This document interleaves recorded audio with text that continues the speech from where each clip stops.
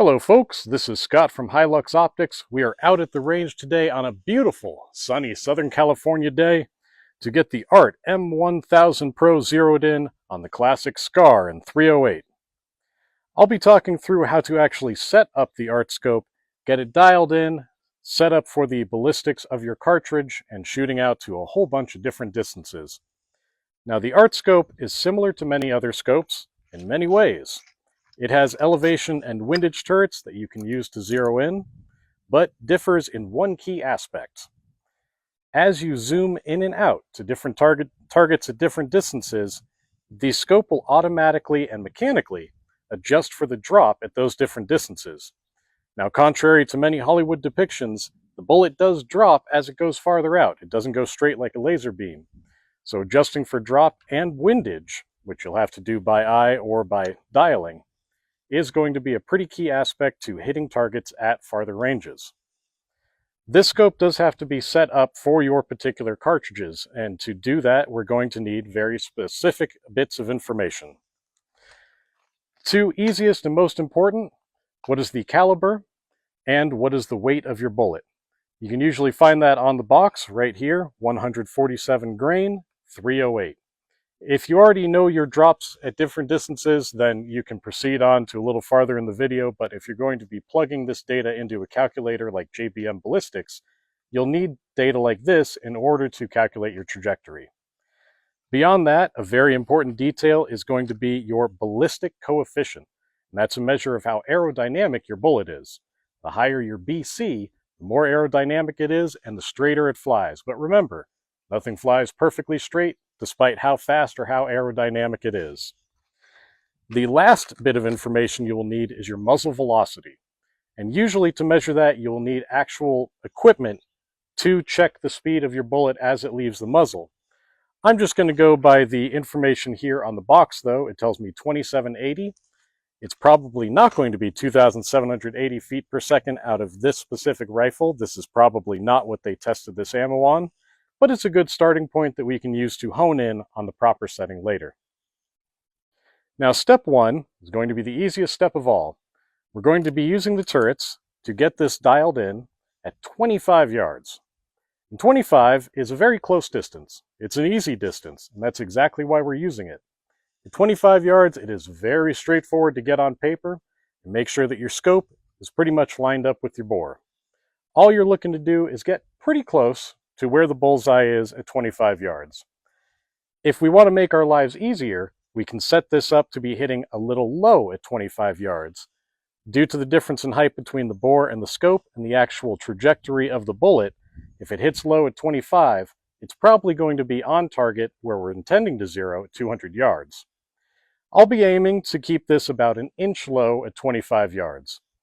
And that's not an exact value, just somewhere in the neighborhood so that I know when I move the paper out to 200 and finalize my zero, I'll probably be pretty close. You could start at 100 yards or go straight out to 200, but then it's a heck of a lot easier to miss the paper. At 200 yards, an 8.5 by 11 inch sheet of paper is 8 MOA wide at 100 yards and 4 MOA wide at 200 yards. MOA is just an angular measurement. It's like moving your compass or changing the direction of a boat. You're just tilting a little bit to one side or another. Your turrets are going to be changing where your scope looks with a very precise angle. Each of these clicks is a quarter MOA. So at 200 yards, a 4 MOA wide target, in reality, if you break the numbers down, is 1/15 of 1 degree wide. That's not a lot of room for error. That's why we start at 25 yards. It's just plain old easy. You can look at the paper right there and see whether or not you're hitting. So follow along as we get this zeroed in, or close enough, at 25 yards, then push the paper out to 200 to finalize where this scope should be zeroed. First step, before we go any farther, is to set somewhere close to the appropriate cam value. Now this is something you're going to dial in later. Thus far we've been using assumed values and assumed ballistics, but we're just going to get it close. That way we can proceed and dial it in further later. The cam value is set by lining up this arrow here with a little line on this second ring. You'll notice there are 3 rings here. This is the actual cam that handles the elevation adjustment. This is where you set your cam value, and this third ring is your magnification ring. Right now, all three are locked together, and we're going to ignore this furthest, or this ring closest to your eye. Right here, you have two screws, each to lock or unlock those rings. So we're just going to loosen this screw here right in the middle that's going through what we call the thumb tab. And that is a pretty easy screwdriver application. Oh, I need to use a flat blade there. You don't have to remove it completely. Just loosen it up. You'll notice that now these two rings can move without moving the cam. Each of these numbers, imagine each one is actually 100. This is 300, 400, 500. For our ballistics with this cartridge, we want to set this at 360. So 3, 310, 320. Oop, let me point with this. 310, 20, 30, 40, 50, and 60. I'm going to line the arrow up with that sixth line, which makes it 360. And once it's there, go in and tighten that screw back up.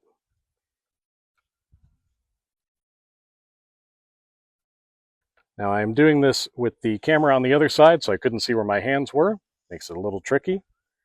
But now, when I move the thumb tab, the cam moves with it, and that arrow is still lined up on the 360 marking, which is exactly how we want it. You'll notice another screw here. This is a locking screw that, if you engage it, would completely stop the cam from moving. I want the cam to be able to move because I want to be able to adjust to different distances. So I will disengage this and tighten up that little locking nut there so this doesn't wiggle out. I'll still be able to move these three rings together, but I don't have to worry about this interfering.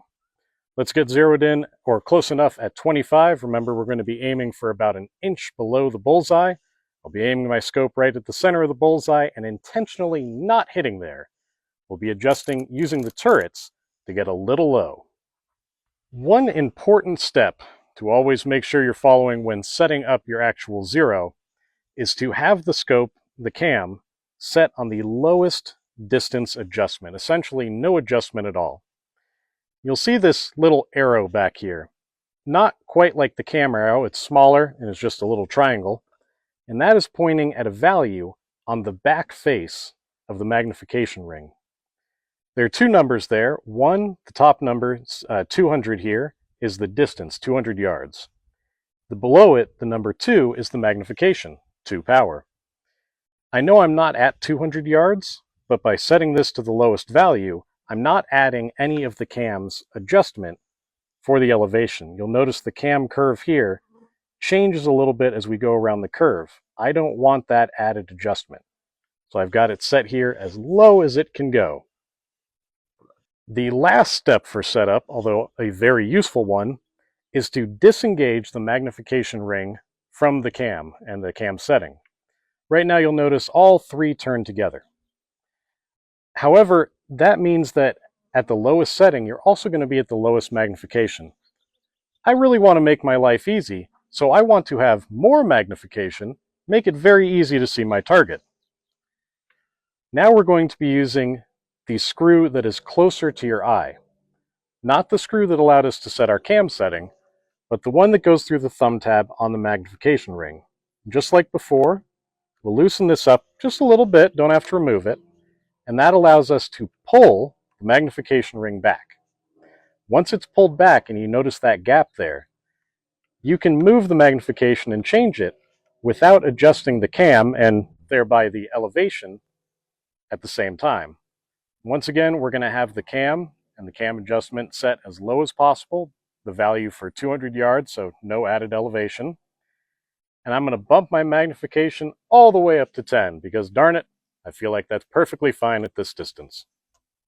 Target is set at 25 yards. I have a magazine full of ammo, ready to start shooting. Now remember, we're going to keep the cam on the lowest setting possible. The little triangle that would point at your magnification should be lining up with the cam number 2, 200, for the lowest distance, so no added elevation adjustment from the cam. I've pulled back the magnification ring so I can change my magnification without adjusting the cam. And I'm going to set that up. Oh, I'm feeling like 6 power feels fine at this distance. It's only 25 yards, but a little added magnification will make my life easier in seeing where the bullet hole is. 25 yards is beautiful. You don't have to worry about wind, don't have to worry about drop. Real easy to see if you're on paper. Now I could bore sight this rifle. And much like an AR, bore sighting a SCAR means disassembling it so you can look through the bore, line up the scope, and get it dialed in before you shoot any. Not as easy as a bolt action. But frankly, I don't feel like doing that right now.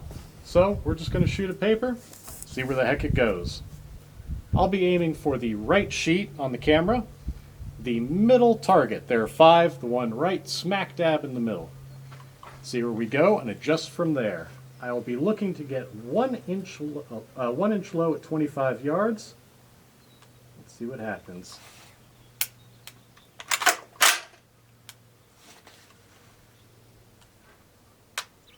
Again, I'm going to point my crosshairs right at the center of the target.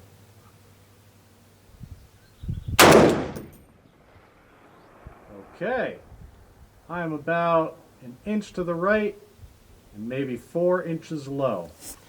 So at this distance, again, not adjusting the cam, we're going to be using the turrets to get dialed in. I'll start by moving to the left. 1 inch at 25 yards is equivalent to 4 inches at 100 yards. It's a quarter the distance, a much more severe angular change. 4 inches, 4 MOA, that is going to be 16 of these quarter-minute clicks, 4 clicks per MOA. And if we look at the turret here, right would be counterclockwise. I want my impact where the bullet hole is to come to the left, so it's in line. I'll be turning this clockwise. 1, 2, 3, 4, 1, 2, 3, 4, 1, 2, 3, 4, 1, 2, 3, 4. That should get me pretty close.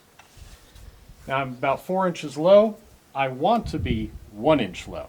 I need to come up 3 inches. Again, a quarter the distance to 100 yards, 4 times the MOA value. I need to come up 3 inches. Instead of 3 MOA, that would be 12 MOA, which would be 48 clicks. That's a lot of counting. I don't want to do that much counting. I'm just going to look at the big numbers on the face of the turret. Right now, I am sitting at 12, so we'll bring it up whole numbers. 1, 2, 3, 4, 5, 6, 7, 8, 9, 10, 11, 12. Close enough. Let's see where we go this time. Again, aiming my crosshairs right at the center of the center target. And unfortunately, I hit it right dead in the center. So I will intentionally come back down. I'm not going to go a whole adjustment to bring it down 1 inch. I don't know how this is grouping. I don't know how tight of a set of shots I'll get. So let's bring it down about 3 MOA. That feels okay. It doesn't have to be perfect. This is not our final zeroing distance. This is just going to help me be on paper when I get out to 200 yards. All right, so for whatever reason, the camera attached to the spotting scope failed early on into that recording. I'm going to take one more shot at 25 yards, and we'll just see if we're close to where we intend to be. Again, 1 inch low. Yeah, I'm going to aim for the upper left target on that same sheet, just to give me a little bit of variety in my day. And there we go.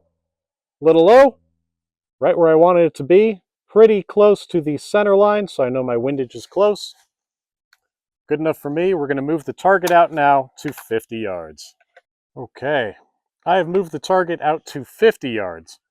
Now, a curious thing about the trajectory of a 308 is that often, if you're hitting right dead center in the bullseye at 50 yards, the way the bullet arcs, it'll be coming down to also hit right dead center at 200 yards. It's not always perfect, but again, this is just to make sure that you get pretty darn close. Got some rounds. Got us set up. So this, again, we're going to be leaving the cam at its lowest setting, no added elevation adjustment. With the magnification pulled back and detached, I can set it at whatever value I want. I'm feeling this time like going up to 10 power maximum, again, just to make my life easy. I'll be looking at the left sheet, center target, nice and blatant. Aim right at the center with the crosshairs and see where we go. Okay, I am a little low and a little right. So we'll start with the windage again, and I'll be using just the turrets. I want to come left about a half an inch. 50 yards, half of 100 yards, so double the MOA value. Half an inch would be 0.5 MOA, but here it'll be one whole MOA, and I'll be turning it again to bring the impact to the left, which will be clockwise. 4 quarter MOA clicks. 1, 2, 3, 4. Now I want to come up, oh, that looks like an inch and a half or so. 1.5 MOA at 100 yards, but here at 50, it'll be 3 MOA. Up will be counterclockwise on this top turret. 1, 2, 3. And let's see where that puts us. Aiming right dead center, center target on the left sheet.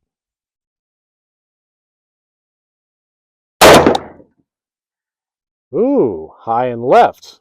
So that tells me right now that this ammo is not going to be grouping very well.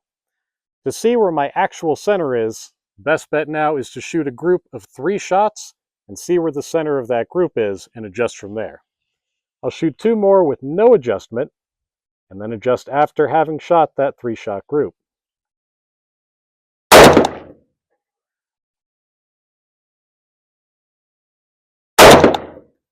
Okay.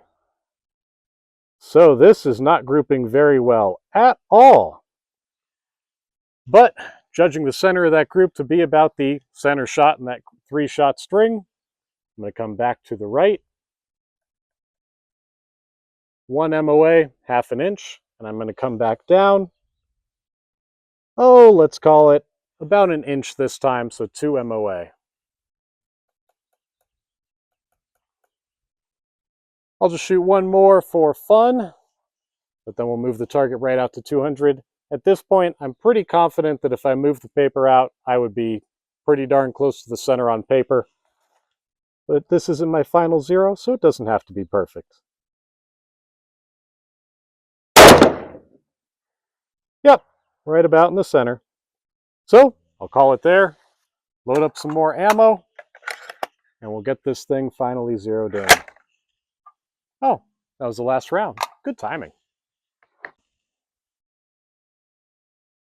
Okay, paper has been moved out to 200 yards, and this will be the last time that I'll be using the turrets for adjustment. This is going to be my actual zeroing distance. The M1000 is meant to be zeroed at 200 yards. This will also be the last time I'm using paper, because if you look through the spotting scope footage right now, you'll notice that the Mirage is quite intense.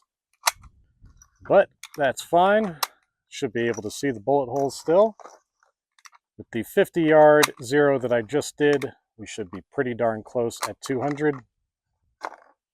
We'll confirm it, move over to steel targets, and then have some fun. Got a little loose. Okay.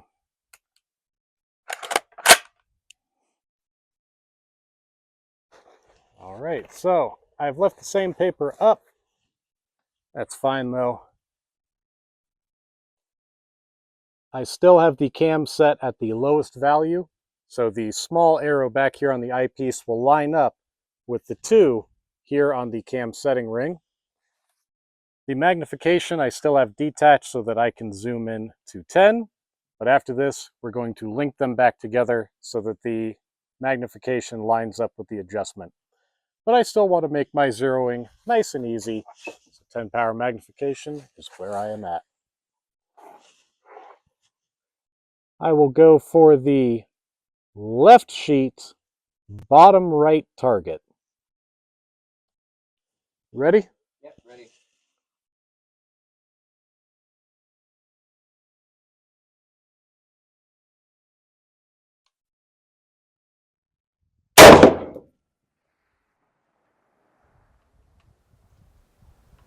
How am I looking? You want 3 shots? Yes, do a 3-shot group. I think you might be like 6 inches low.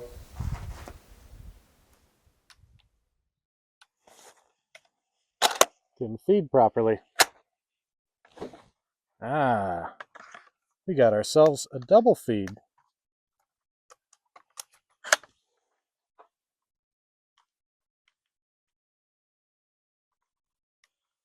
A little stuck here.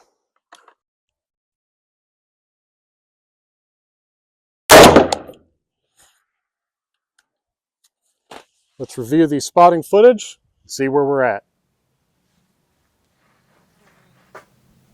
All right, I think you're hitting around 6 inches low from the center of the group, but let's confirm.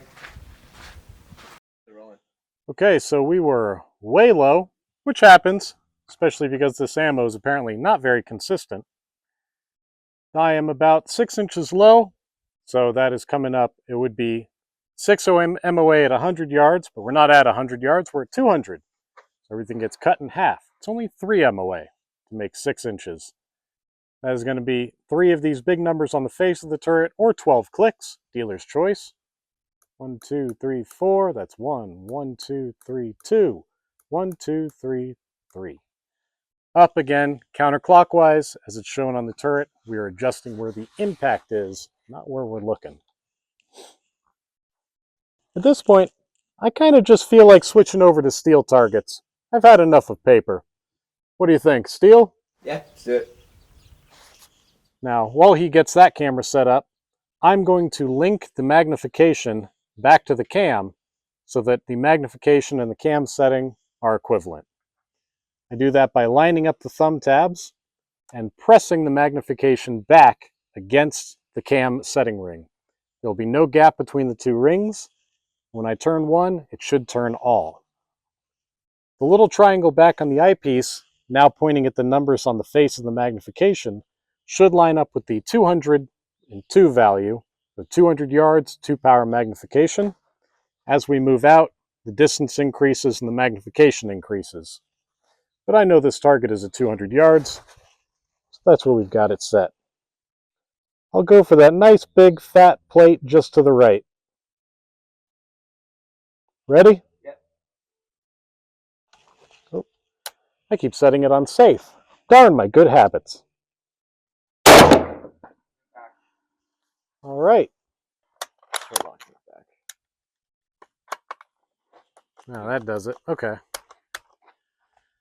All right, so we've got some problems with the magazine feed and the ammo's not particularly consistent, but that's life. Whatever. Still a good day to shoot. Alrighty. Now, the scope is about dialed in for 200 yards. I capped the turrets because at this point, I'm not going to be adjusting the turrets unless I decide to dial in wind. I prefer holding over because it's not an extreme wind day. The shape of this valley, though, does funnel wind in from the right side a little bit, especially down towards the 650 target, which is why we're going to be starting at 650 yards. Now, I have taken the magnification ring, and pushed it up against the cam ring. That way both or all 3 rings will be turning together. To get myself set for the 650 yard target, I'm going to be turning until the little triangle on the eyepiece is pointing between the 6 and the 7 on the face of the magnification ring. That's about 650 yards. Close enough anyway. And just start shooting.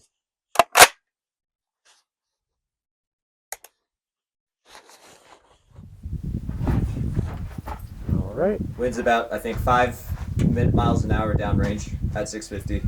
Yeah, it feels like it's coming from 10 now. It's all over the place. Let's see what happens. The splash will tell me where the wind is down there. Unfortunately, these creosote bushes are very firm and don't really show you wind below about 15 miles an hour. Yep, off to the left. So the wind is funneling.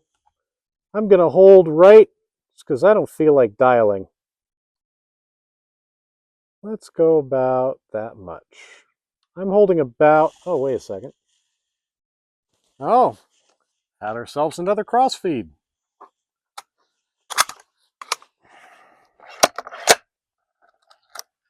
That's 3 now. Try turn this back. Might be open.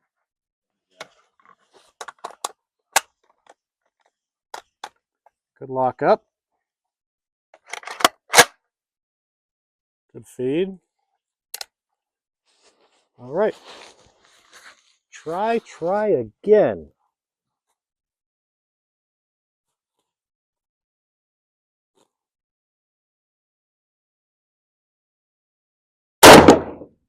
Impact. All right, now. 4 o'clock. 4 inches low from center. Where's my 500s? 500? Yeah. Looks like there's one between 2 posts that are kind of leaning towards each other. And to get this set for 500 yards, I'm just going to turn until the little triangle on the eyepiece is pointed at the 5 here, which conveniently also lines up at the 5 on the calibration ring. You going for the hanging target? Yeah. And again, not going to dial my wind, just going to hold off to the right, make my life easy.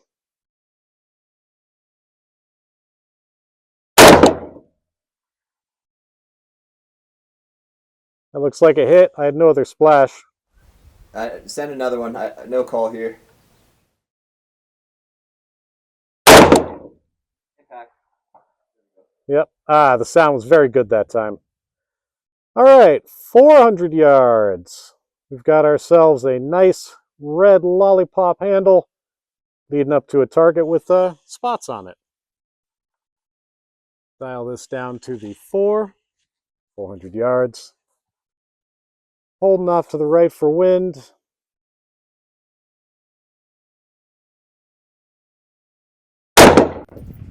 Impact.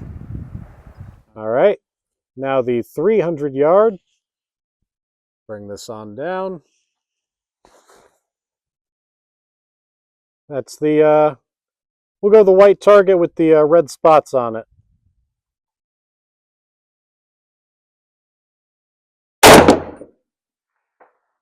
Impact. And now 200. Again, keep you two tied together. This will be the target just to the right of the paper. Hold on. I'm on the wrong one.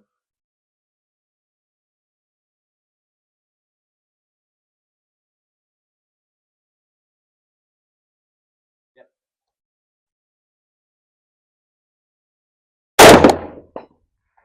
Nice and clean.